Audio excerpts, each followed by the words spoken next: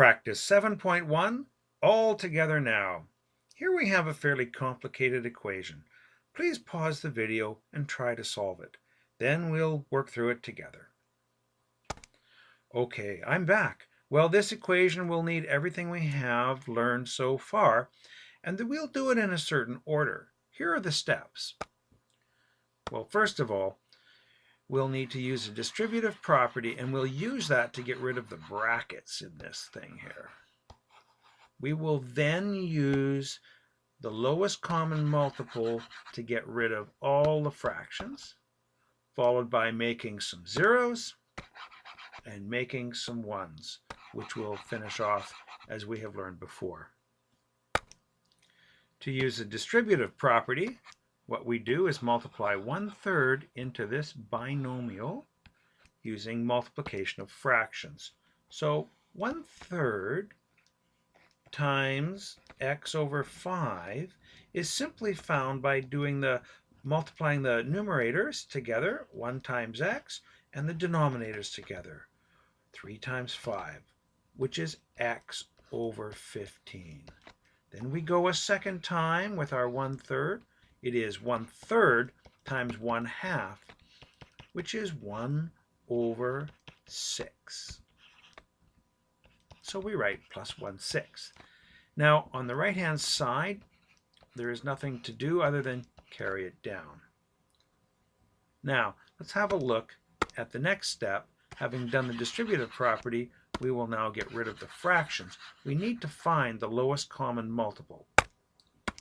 To do that, we need to look at the denominators. We have 15, 6, and 5.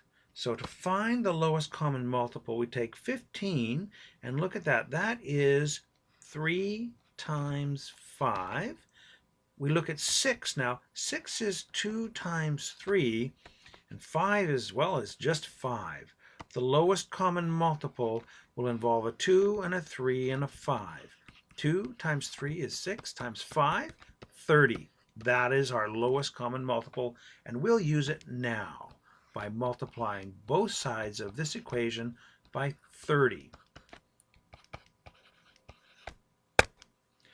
Let's use the distributive property again, multiplying 30 into this binomial.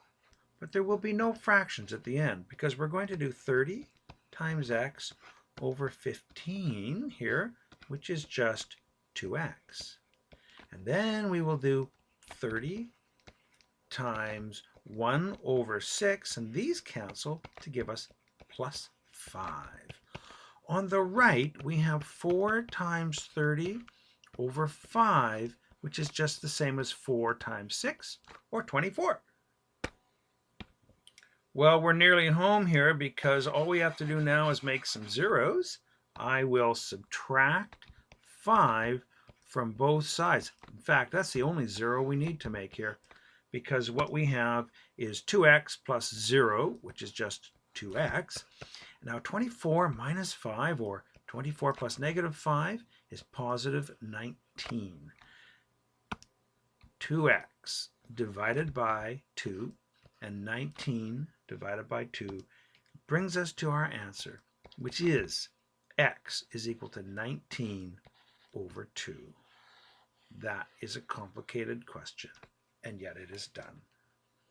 I hope that made sense. Please carry on with your practicing. Thanks.